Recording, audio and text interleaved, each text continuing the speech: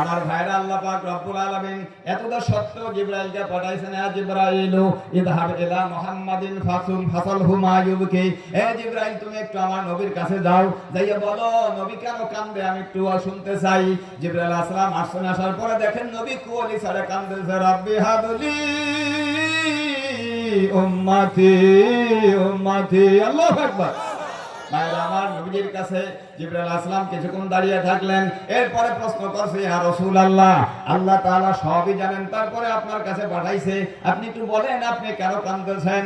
আল্লাহ নবী সাল্লাল্লাহু আলাইহি ওয়াসাল্লাম বলেন, জিবরাইল, দুনিয়ার কোনো জায়গা জমি ঘর বাড়ি টাকা পয়সা কিছুর চিন্তায় আমি কান্দি না, না খাইয়ে তাইয়ে ক্ষুধার জ্বালায় কান্দি না, আমি রাজত্ব বাদশাহীর জন্য কান্দি না। আল্লাহ রাব্বুল আলামিন গুনাহগার নাফরমান বেঈমানদের জন্য যে ভয়ঙ্কর জাহান্নাম বানায়া রাখছে, আমার উম্মতদেরকে মাফ না করে যদি ওই জাহান্নামের মধ্যে ফেলাইয়া আযাব দেয়, আমি নবী কেমনে সহ্য করব? আমি তো সইতে পারবো না, এই চিন্তায় কাঁদতেছি। আল্লাহু আকবার। আমার ভাইরা, জিবরাইল আলাইহিস সালাম ফিরে আল্লাহর কাছে গেলেন। যাওয়ার পরে বলে, আল্লাহ রাব্বুল আলামিন তোমার নবী কি বলছেন তা তো তুমি জানো। তারপরে আমার দায়িত্ব হিসাবে বলতে হয়, আল্লাহ তোমার নবী বলছে তার উম্মতের চিন্তায় কাঁদতেছে, তার উম্মতরে তুমি কি করবা সেই চিন্তায় কাঁদতেছে।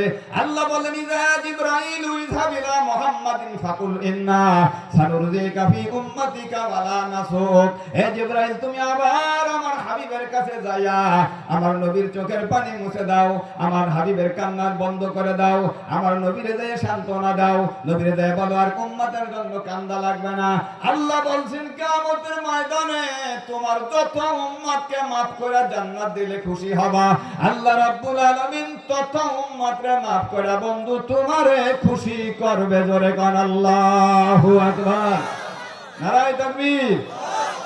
আমার ভাইরা, ওয়াদুহা ওয়াল্লাইলি ইযা সাজা মা ওয়াদ্দাআকা রাব্বুকা ওয়া মা ক্বালা ওয়ালাল আখিরাতু খায়রুল লাকা মিনাল উলা। পারেন না অনেকে? সূরাটা ভাইরা কেন নাযিল হলো লক্ষ্য করেন। ভাইরা আমার, আল্লাহর হাবিব সাল্লাল্লাহু আলাইহি ওয়াসাল্লামের কথা তাফসীরের কিতাবের মধ্যে আছে, নবীজি সাল্লাল্লাহু আলাইহি ওয়াসাল্লাম একবার হাত মোবারকে আঘাত লেগেছিল। এই সময় নবীজি সাল্লাল্লাহু আলাইহি ওয়াসাল্লামের কাছে ওহী আসা বন্ধ হয়ে গেল, জিবরাইল আসলাম আসেন না।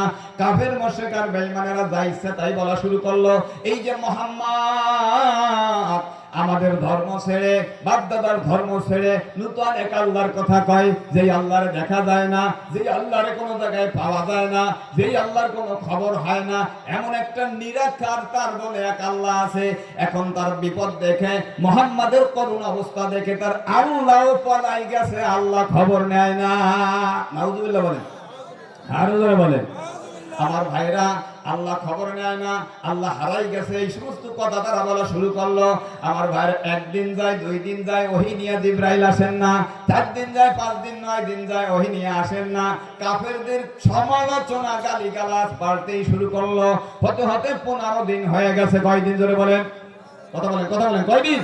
15 দিন হয়ে গেছে।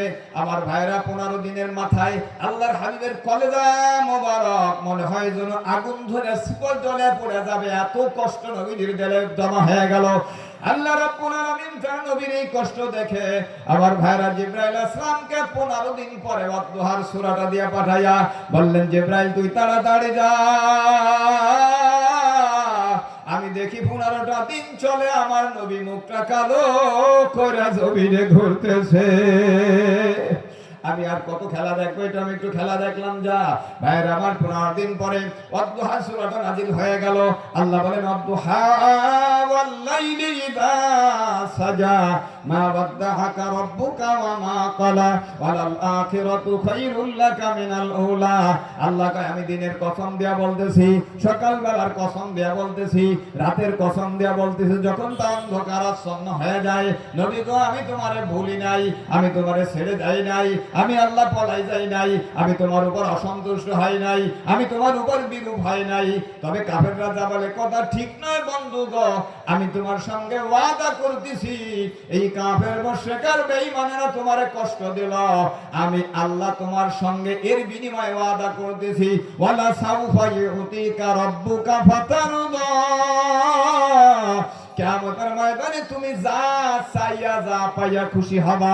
বলেন বলেন আমার সাথে, যা চাইয়া যা পাইয়া খুশি হবা, আমি আল্লাহ তোমারে তাই দিয়া খুশি করব। একটু চিৎকার দিয়া বলা লাগবে সুবহানাল্লাহ, আর জোরে সুবহানাল্লাহ। আল্লাহ কি বলছেন? তুমি যা পাইয়া খুশি হবা তাই দেব, যা চাইয়া খুশি হবা তাই দেব, আমি তোমার মনে কোনো দুঃখ লাগবো না। আমার ভাইরা নবী বলতে পারতেন, আল্লাহ আমি জান্নাতের অর্ধেক জায়গা চাই, আল্লাহ দিতেন কিনা? কথা বলেন। আল্লাহ যদি বলতেন, আল্লাহ গো আমি জান্নাতের অর্ধেক জায়গা চাই আর সবাইরে তুমি অর্ধেক দিও, তাও আল্লাহ দিয়ে দিতেন। যদি আমার নবী বলতেন জান্নাতুল ফিরদাউসটা আমাকে একা দেবা, তাও আল্লাহ তাআলা দিয়ে দিতেন। কিন্তু আমার ভাইরা নবী দেখলেন সুযোগ একটা পেয়ে গেছি।